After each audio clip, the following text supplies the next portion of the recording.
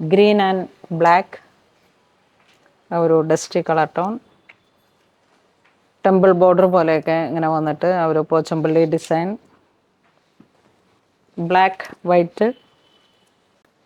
ഇതൊക്കെ ഇങ്ങനെ നമ്മൾ ബംഗാളിൽ ചെന്ന് കഴിയുമ്പോൾ മമതാ ബാനർജിയുടെയൊക്കെ ബോർഡറുകൾ കണ്ട സ്ഥിരം ഇത്തരത്തിലുള്ള സാരീസാണ്. ബജറ്റ് റേഞ്ചുമാണ്.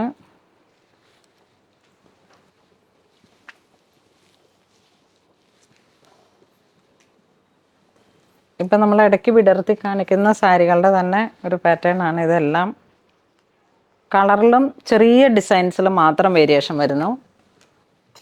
ഇതിങ്ങനെ വരുന്നു.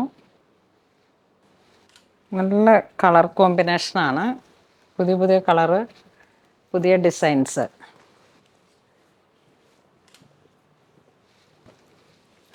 ഇതൊരു ഇലപ്പച്ച കളറിലേക്ക് ബ്ലാക്ക് ചെക്ക്, എല്ലാം ഒരു ബോർഡർ കോൺസെപ്റ്റാണ്. ഒരു 3 ഇഞ്ച് 4 ഇഞ്ച് ബോർഡർ, ഇത് 1 ഇഞ്ച്.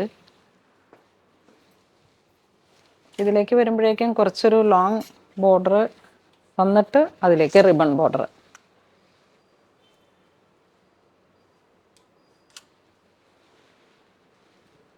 ബ്ലൗസ് പീസ് ഇങ്ങനെ വരും.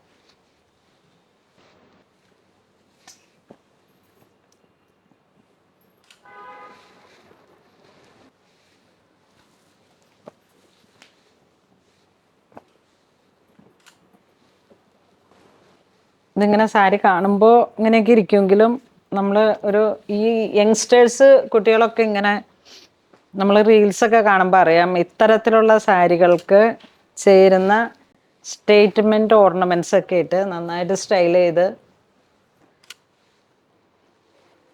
ഒരു ബ്ലാക്ക് ആൻഡ് വൈറ്റ് തീം.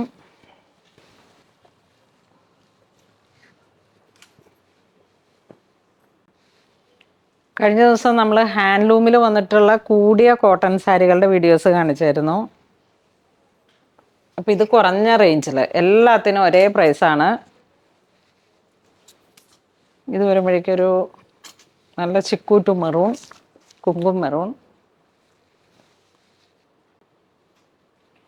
ചില സിനിമയിൽ മഞ്ജു വാര്യർ ഇങ്ങനെ ഇത്തരത്തിലൊക്കെയുള്ള ഡ്രസ്സൊക്കെ ഇട്ടിട്ട് ഇങ്ങനെയൊക്കെ സാരി സ്റ്റൈൽ ചെയ്ത് പോകുന്ന ചില റീൽസൊക്കെ കണ്ടിട്ടില്ലേ, അത് തന്നെ.